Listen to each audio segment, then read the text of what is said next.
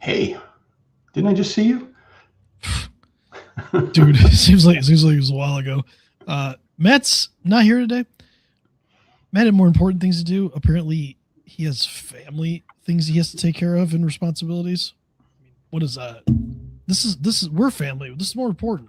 Hey, at least I finally made it home, Dude.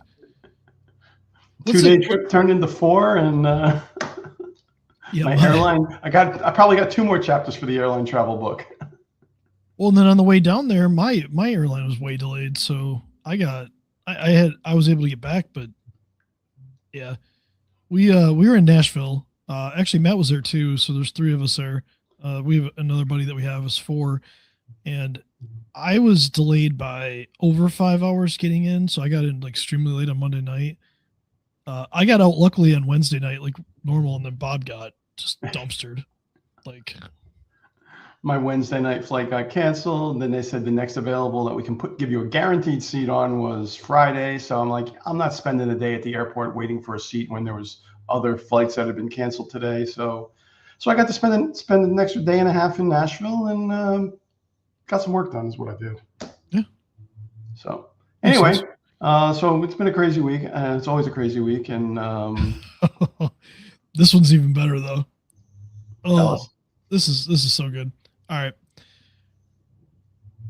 CISA. We love them. We love CISA. They were good for so long, and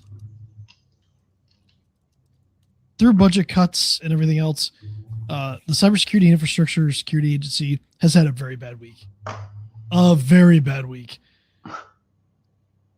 So bad, in fact. How bad was it? Oh my God. One of their contractors decided to leak their entire AWS government cloud keys on GitHub, in a GitHub repo that's been available since November.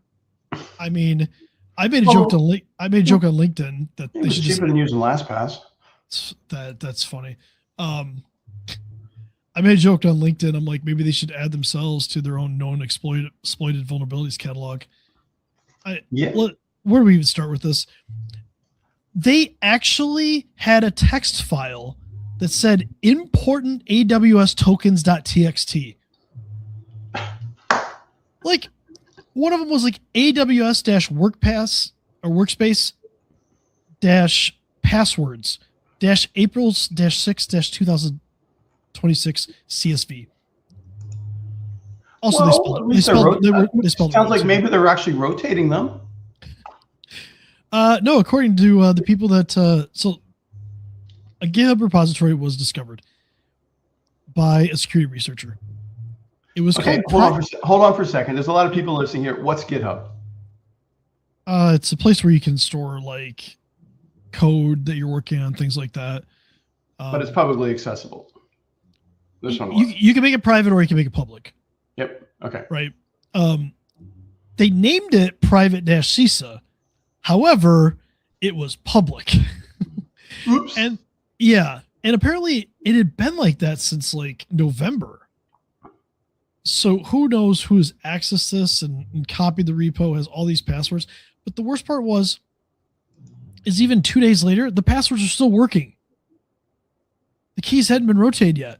No. This is the same company that tries to tell you it tries to tell the government agencies and stuff like that. You have to rotate your passwords.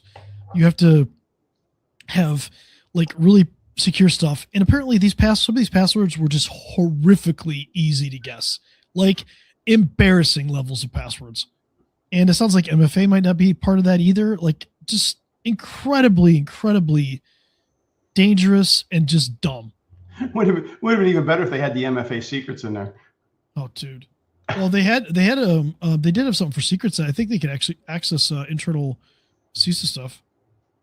Like, so Krebs on Security report on this, and it's so bad that now lawmakers are demanding that they try to contain the data leak. It's like, really, lawmakers have to tell CISA to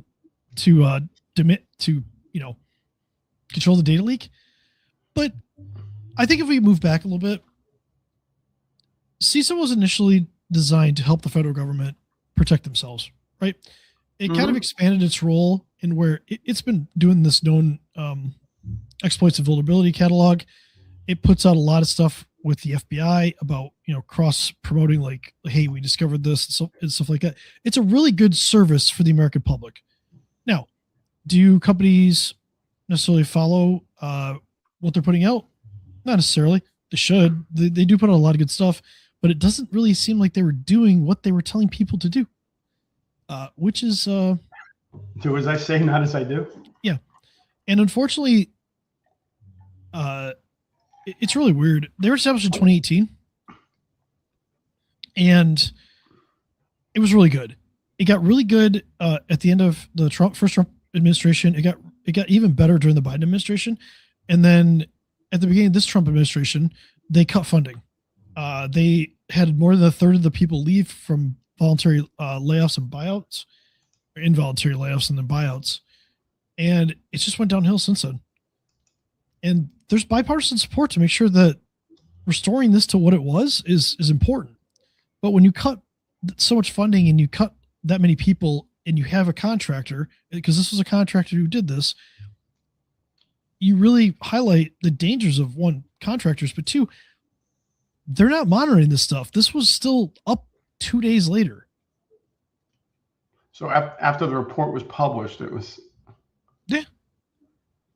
In 15 months, CISA's lost 1,000 employees. And it hasn't had permanent leadership either. That was the other thing. So I really feel bad because I listen. I'm on part of the DHS, so the Department of Homeland Security. They run calls. I'm part of that. Are you part of InfraGard? I am. The FBI? Okay, so we're both part of InfraGard with the FBI, and we sit on this, and it's really sad to see the downfall of CISA. Honestly, I joked about it that they should put their names in there, but like, it's kind of sad. It's scary. Yeah, it's scary because the argument is they want it to only focus on government. The reality is we don't live in a vacuum. Everybody's affected by cybersecurity, and the more that we share, the more that we actually like talk to each other, the better off we are. So them publishing things like known exploits and vulnerabilities, indicators of compromise, things like that to the public, it's good for the public. But it's ironic that they did leak all of that stuff, and yeah. So well, I was looking at one of the reports on that, and it said that GitHub normally scans for secrets in the code and files that are up there, and somebody turned all that off. Yeah, they turned it off. Yeah. It was GitGuardian was the one that was monitoring the public repos, mm-hmm. And they were the ones that found it. They looked for exposed secrets. They discovered the leak on May 15th. They actually contacted the CISA. They contacted CISA after the contractor didn't respond to their automated alerts. Okay. So, I mean, it's definitely a human problem at this point. Those type of notifications are so hard sometimes when you're notifying people saying, I got stuff about you, or we see stuff about you online. People think that you're trying to blackmail them instead of just trying to help them. Well, that's part of it. What about, how often have you seen spreadsheets with passwords in it in IT? Last week. But I mean, it's pretty often, right? People don't use. Sometimes it's called the recipe book or the shopping list. But storing your passwords in a spreadsheet is not good practice. In general, CISA knows this. What are we doing here? Like, that is not how we do things properly. And I've seen that in IT, text files, spreadsheets, CSVs, like all this stuff. Those aren't secure. What are we doing here? But actually, we actually went in and had the team add a simple rule, just watching for people opening files that were called password. Mm-hmm. And first week it was in, we clipped 2 people that found two password files sitting there that people were actively using. It was 48 hours, by the way, the keys were exposed. They remained valid after CISA was notified. 2 days. And apparently they still hadn't rotated all the leaked credentials tied to that, even after 2 days.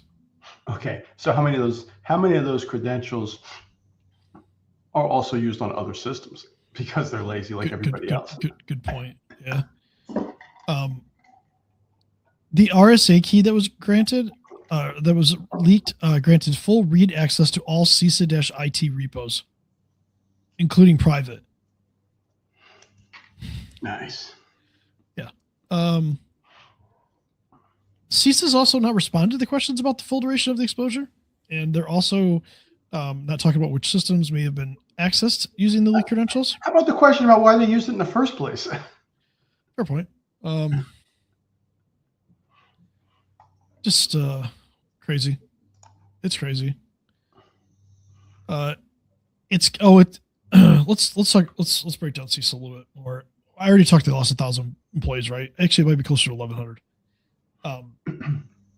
They've also lost their counter ransomware initiative.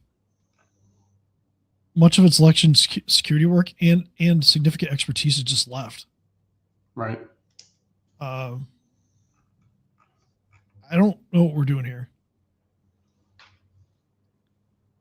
I don't know. It's sad because when it was established, I was excited, and like I said, as it went on, it got better and better and better. But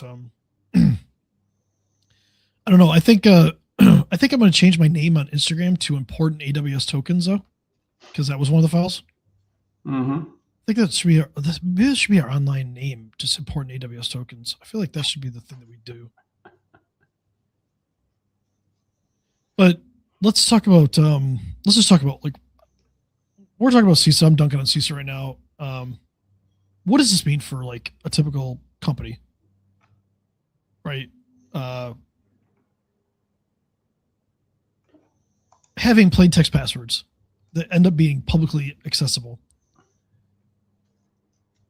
It comes down for a regular company. It comes down to just having good policies and actually making sure that people are maintaining and securing that data, because the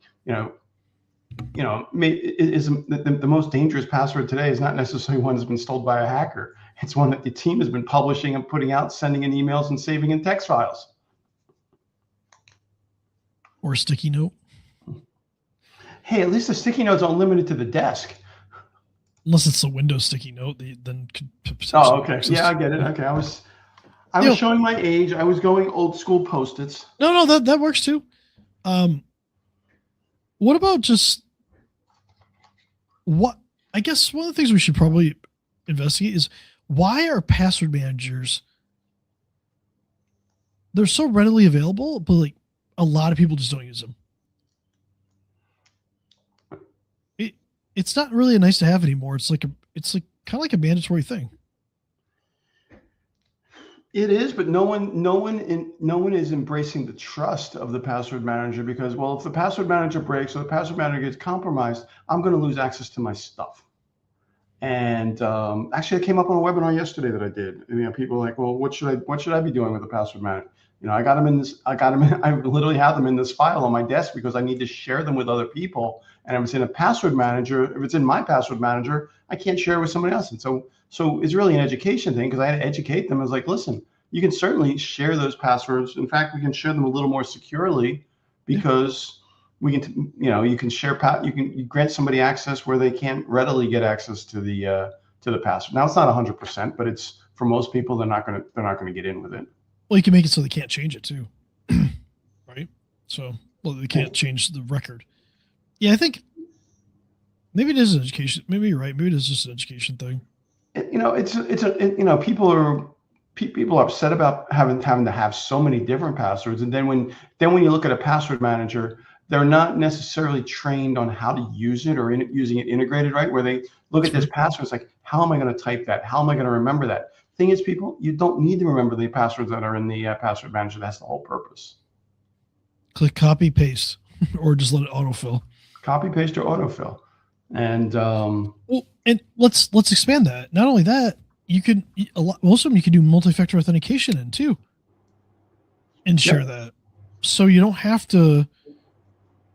Whether that's good practice for certain things, but like for stuff that's like shareable in the company, you can still have MFA on there and still share it, which is kind of an important thing. for giving access to maybe like, I don't know, like a social media account or something like that. That's probably an example of like where you'd want to share that. Instead of just not having MFA on there, you could put a multi-factor authentication on there and share it. So, right, and that's the other thing. You need to have a policy in place of what type of accounts you're allowed to share, because 100%. you know, from an accountability perspective, you want to know who changed what and when. So the questions that need to be answered for everybody listening: how do you store your credentials, your usernames and passwords? Where are the admin ones documented? And also, who has access to them? Those three questions are the things everybody should ask themselves. That's so important. Let me repeat. How do you store your credentials? Where are your admin accounts documented? And who has access to them? Yep. And I'll add one more to that. You know, if you are using the password manager, great. But if you are, you know, if you're really worried about losing the credentials that are in there, most of them have a process for you to export and save that data. But when you do that, make sure you do it in an incognito browser, put it on an external drive, and don't leave it sitting on their desktop. Also, if you're storing your multi-factor authentication in there, that export's not going to help you. So you're going to need to add another factor. LastPass has it in there. Oh, it has a secret? Okay. All right. I haven't worked with that one in a while. So, all right. So let's kind of wrap this one up. This leak is incredibly embarrassing for an agency that is pushing security. It kind of makes them look incompetent. I'm not saying they're incompetent, but like the fact that passwords existed for more than 48 hours later, hadn't been rotated, things like that. The fundamental security principles apply to everyone, whether you're a government agency or a small business in the Midwest. It doesn't matter. If they can't get their credential management right, you can't assume that your business has it covered either. So go back and ask yourself those questions. Check your passwords. Check your vendors. Clearly, don't hire apparently a CISA contractor. That's a joke. I'm sure the person's nice. It seems like it was an accident, but still, the practices inside of that was not best practices of how you should store credentials. So ask yourself. Well, I like that. Yeah. You don't need to be CISA to make a CISA-level mistake. Small businesses are making them every day. Yeah. This is incredibly important. Let's not put our admin passwords out there for public to read and then make it super easy for people to log in and do harm, do damage. It's hard enough out there securing a network. It makes it even harder when you just give your passwords up. So hopefully Matt will be back next week and we can make fun of him for missing this. You know, I don't know if we'll make fun of him. Figured you'd make fun of me for not being here, from being on a plane, being stuck. But anyway, see you next week. I'm not going to downside for that. So see you next week, guys.